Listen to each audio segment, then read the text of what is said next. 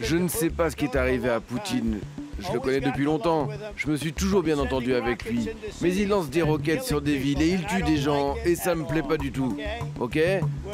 On est en pleine conversation et il tire des roquettes sur Kiev et d'autres villes. Je n'aime pas du tout ça. Vous êtes en effet, je le sais, légitimement inquiet devant les événements historiques en cours qui bouleversent l'ordre mondial. Nous aurons à faire de nouveaux choix budgétaires et des investissements supplémentaires qui sont désormais devenus indispensables. Imagine, tu te réveilles un matin, ton compte en banque est bloqué. L'État annonce des mesures d'exception. L'inflation explose à des niveaux jamais vus. Ton patrimoine immobilier alors, est-il ta planche de salut ou un poids mort qui te tire vers le fond? Dans cette vidéo, je vais te montrer comment non seulement protéger ce que tu as mis des années à construire, mais aussi comment en tirer parti dans une économie de guerre que personne ne veut voir venir.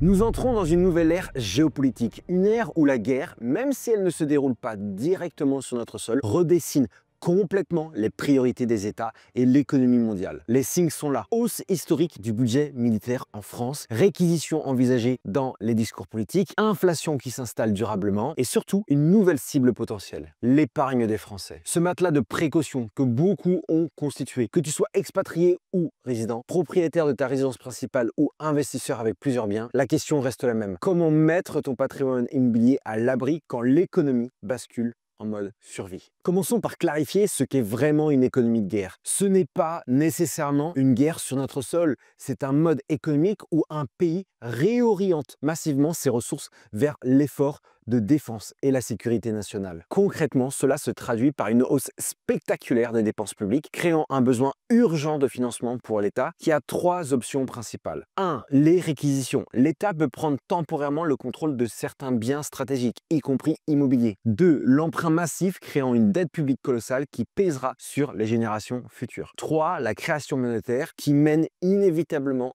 à l'inflation.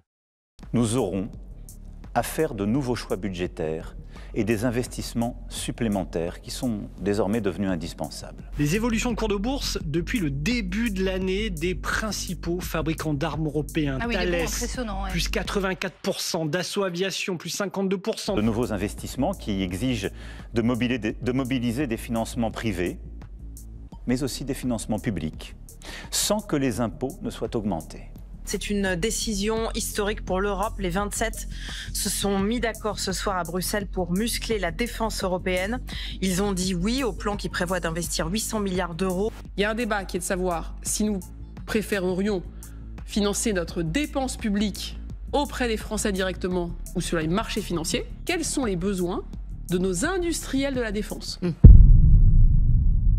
Les conséquences directes pour toi et ton patrimoine sont donc sévères. Il y a une érosion accélérée de ton épargne. Il y a aussi une perte brutale en conséquence du pouvoir d'achat, un risque de réquisition de biens, la possibilité de blocage de retrait bancaire et l'instauration de taxes exceptionnelles sur le patrimoine. En temps de crise profonde, ce sont ceux qui possèdent des actifs tangibles qui traversent la tempête.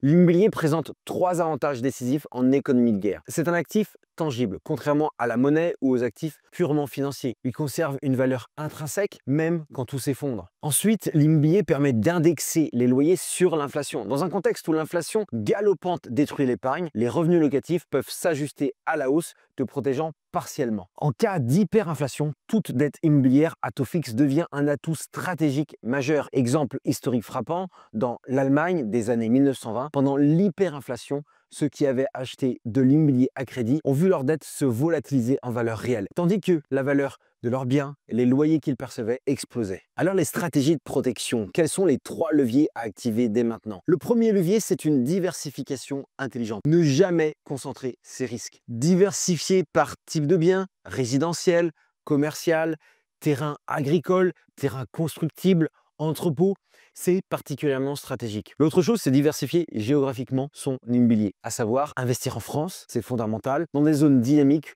où la valeur des biens risque de grimper face à une inflation galopante. Et puis, pourquoi pas investir dans des pays étrangers. Mais attention, des pays stables et non impliqués militairement idéalement. Un autre point, des pays où la devise et la monnaie n'est pas annexée par exemple sur le dollar ou l'euro, étant donné que ces pays-là sont géopolitiquement en guerre, eh bien, ces monnaies-là sont sujettes à une inflation, à des risques de volatilité. Ensuite, il faut créer un équilibre entre l'immobilier qui devrait représenter, selon moi, 60 à 70% de votre patrimoine financier, tout simplement, parce que l'immobilier, c'est ce qui nous protège constamment. L'autre actif, avoir de l'or et quelques matières premières. Sur une échelle de 15 à 20% maximum, l'or, c'est par essence et par nature l'actif le plus protecteur au monde, et vient ensuite l'immobilier. Enfin, pourquoi pas avoir des liquidités dans des devises reconnues, non volatiles.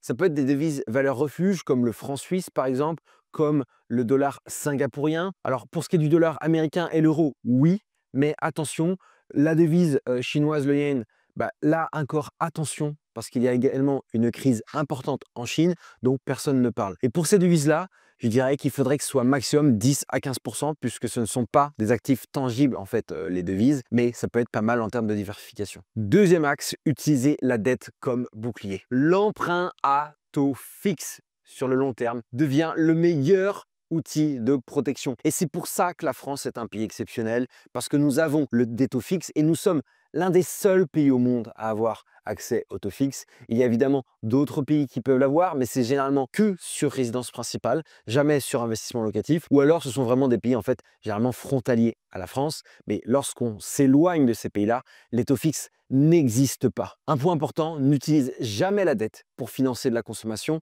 mais au contraire des actifs et donc pas des passifs, pas des choses qui vont se déprécier. Le troisième point, anticiper les blocages et les restrictions. Un bon moyen pour éviter les blocages, c'est de prendre une assurance vie. Mais attention, pas n'importe quelle assurance vie. La meilleure solution, c'est de prendre une assurance vie luxembourgeoise qui a beaucoup d'avantages et qui n'est soumise à aucune loi de potentielle saisie, à l'inverse de certains pays qui ont créé des lois pour saisir les assurances vie, tout simplement des bénéficiaires et des assurés en cas de crise systémique. Deuxième porte de sortie, ouvrir des comptes bancaires multidevises, ouvrir différents comptes bancaires. Il faut savoir qu'en France, on est protégé lorsqu'il y a une faillite d'une banque, puisque notre épargne est protégée jusqu'à 100 000 € par banque. Eh bien, il suffit donc d'avoir plusieurs comptes bancaires auprès de différentes banques, j'insiste là-dessus, et vous serez protégé à hauteur de 100 000 €. Là encore, ce n'est pas le cas dans tous les pays. Lorsqu'il y a une crise systémique, lorsqu'il y a une faillite bancaire, dans beaucoup de pays, l'épargne n'est pas protégée. La multiplication des comptes bancaires peut donc être un atout pour protéger votre épargne et également pour vous libérer en cas de blocage, tout simplement, de retrait auprès d'une banque plutôt qu'une autre. Vous pouvez également envisager des comptes multidevises, c'est extrêmement puissant. Et donc là, je vous recommande pour une fois d'ouvrir peut-être des comptes en ligne auprès de banques en ligne comme Revolut ou Wise, alors que typiquement je ne le recommande jamais parce que ce ne sont pas des banques qui pourront vous faciliter l'accès au crédit immobilier, mais cela peut être pertinent de placer un peu d'argent avec des devises différentes et ce sont des banques généralement très flexibles. Pourquoi pas aussi ouvrir quelques comptes bancaires à l'étranger dans un pays stable? Alors ça peut être dans votre pays de résidence, tout simplement si vous habitez ailleurs qu'en France comme c'est mon cas, vous avez forcément des comptes dans votre pays de résidence, que ce soit à Hong Kong, aux États-Unis, etc. Mais on pourrait aussi ouvrir des comptes bancaires à l'étranger dans d'autres pays. La réalité, c'est quand même assez complexe et pas du tout facile, sauf à moins d'être une grande fortune.